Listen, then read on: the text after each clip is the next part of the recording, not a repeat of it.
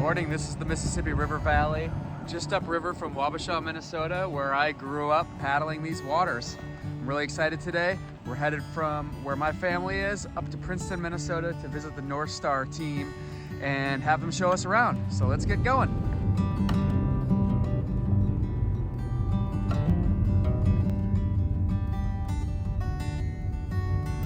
Okay, here we are. We're at Northstar Canoes here in Princeton, Minnesota. So this is pretty much build to ship. You know, they're not keeping a ton of inventory. So many of the orders have special features, as you all know. You know, foot brace here, bow slider here, outfitter boat with rivets like we're seeing repaired right here, rivet seats. And so they can't really build a ton of stock. So everything you see storing here is getting ready for the next load. Got a few back here. The ADKs go here. And once they get this all filled up, it's on a trailer and hitting the road. We got Bear, Charlie, and Ted working on something. Check that out, everybody.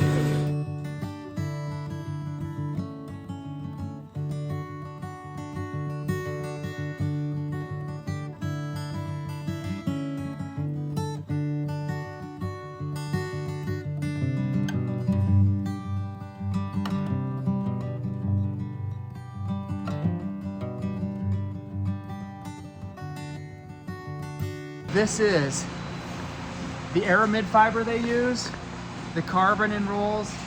Looks like this is their IXP. It just comes in rolls like this. And then it's about the lamination and the skill of how to lay the different cuts of fabric for reinforcement, strength, and how to get that resin ratio just right so that you have a stiff enough boat, obviously a waterproof boat, but also strong. Too much glue, too much resin. If you've ever used too much or had it on your hands, it'll crack if it's too stiff and brittle. That is the key, is getting it just right. And that's what's going on right over here.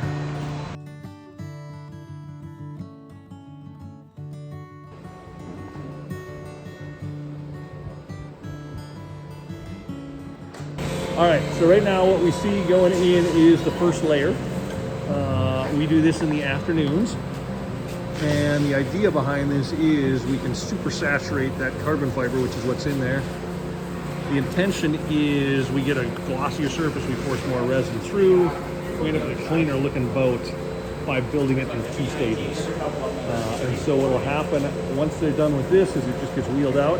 Tomorrow morning we'll come in and build the whole rest of the boat, add all the reinforcements, all the structure to the boat on top of what's gone in the night before. After that comes the vacuum bag. And so that's when we put it on a vacuum pump, compress the heck out of it, guarantee that resin gets into every little pore and cavity of that boat. All right, they're pulling the ply off of this boat, getting ready to probably release it.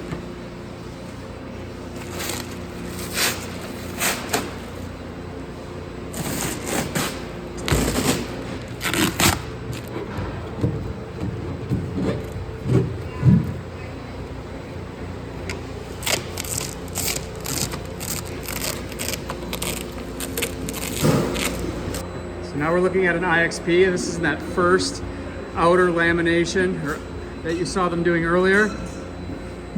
And then after this tomorrow, they'll put all the other components into the boat. The foam where needed.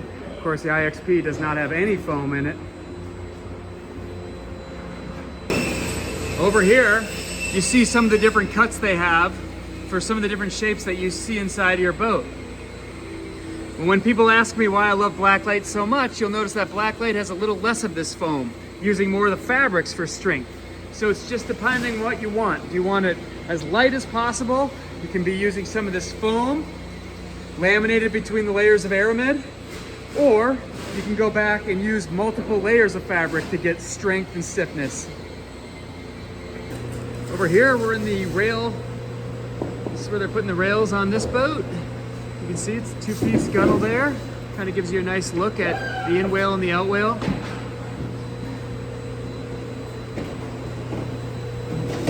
Little ADK. So I don't know how many internals you get, but you can see the internal. Oh, there we can see the internal. And here we can see they're putting the float tanks in. So this is the foam that's being put in and then foamed all the way back in there. And that allows them, that they can put a solid hole right through the boat and not have to worry about that, and gives more leg room for the paddler. All right, now I'm headed into kind of a top secret room so I can show you some pretty cool stuff, because this is one I haven't seen yet. But right here we have a station where they're making the E6 gunnels. So very similar process in some regard to the boats, where they're creating a vacuum to suck through the resin into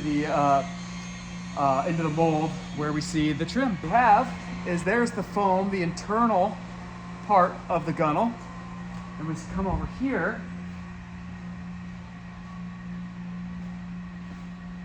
and there is carbon tubing. Really cool. And so they're working that foam in, and then they're using vacuum and actually extra atmospheric pressure to push the resins through all of that fabric. So it's bagged out, and then they're actually adding extra resins, and that's pushing all of this resin in through the gunnel, because obviously that fabric is just soft, so it needs the resin worked into it. So once they make that, they now have a gunnel that goes on as one piece fused to the boat. And on a solo, that'll take away a pound and a half, and on a tandem, 2 to 3 pounds. And also, I feel, kind of helps stiffen the boat up overall. It just has a cool feel to it. So they have a different mold for each boat that they do E6 with, that once on the station looks a lot like this. Here we go. Here's one of their new E6 yokes.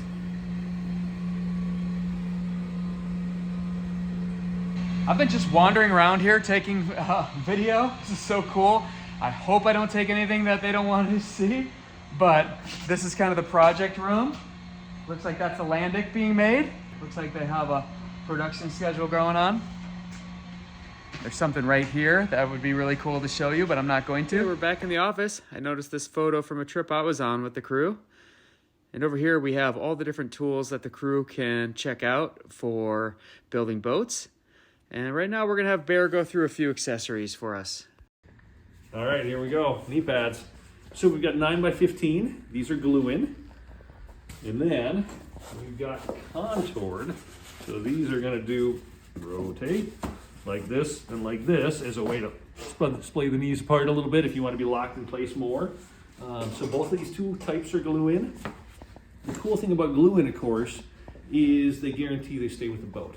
Whether you're portaging, whether you're swimming, you name it, they're with the boat. And so they're pretty huge that way.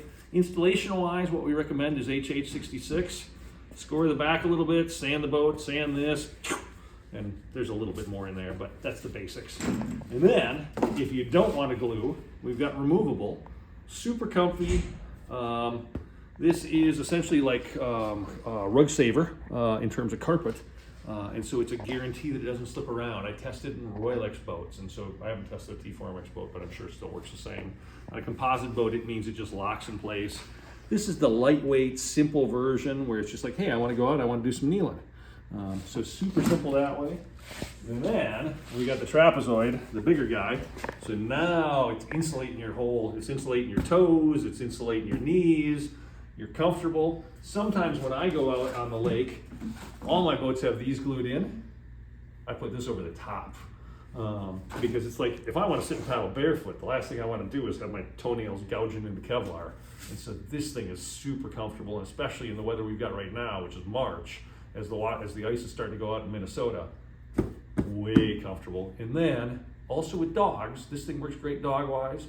One step above this, we call it the knee bed. And so it's if you want to be able to move around in the boat, if you want to have your dog right next to you between your legs, the knee bed is totally a viable thing. You think this is big, the knee bed is even bigger than this. Not so great for portaging, but best thing in the world for day paddles. Awesome stuff. One thing I really like about these trapezoid pads is, in an aramid boat, just give your shoes more protection. And I often am sliding forward. Maybe I'm going into a headwind. I might slide forward a little bit just to put that bow down. This is just, I've mentioned in other videos, one of the most useful tools. I've gone to the put-in, forgot it, and turned around and went home because it's an essential for me out on the water. And these are also, of course, great, but I really love the bigger one if you don't need to carry it long distances. All right, I got a whole bunch of yoke pads in front of me. And we got the lightweight, the lightest weight by far, the most basic one, foam yoke pad. So if you're doing shorter portages, if you got a really lightweight boat, this thing works great.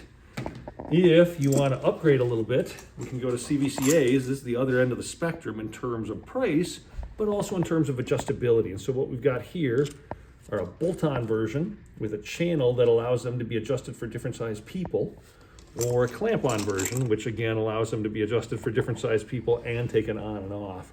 These are obviously far lighter. This is a little bit more solid. And then we make our own yoke pads in-house. And so they look pretty much the same up until you look at the back of them. So we've got a bolt-on and a clamp-on version of these as well. Basically, my generic recommendation, what I've done is gone up in terms of the weights. And so lightweight, moderate weight boats, and if you're dealing with something heavy, if you got an IXP tandem, you want block pads. They are the most comfortable thing out there. And then it's just simply a decision on whether you need to remove it from the boat in order to car top it. So, and that would be clamp on versus bolt on. And here you can see the yoke pads installed on the yokes. Let's get back on the factory floor and have Bear show us some other comfort outfitting. So, this is our lounger seat.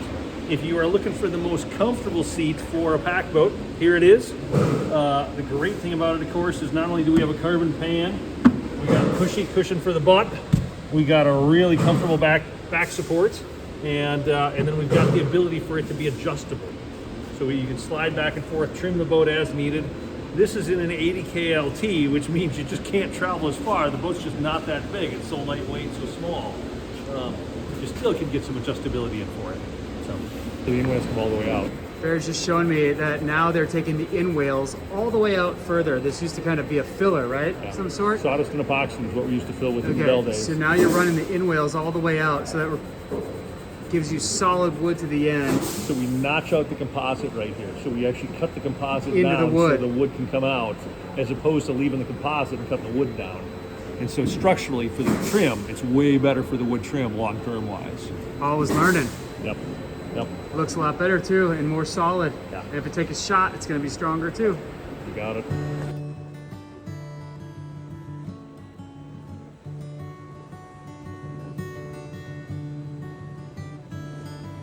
Bear, thank you for showing me around. That was really cool. I learned a lot, you guys. I can't wait to share in future videos. And we're going to just hang out, maybe go grab a bite or something. And thanks for watching. We'll see you in the next one.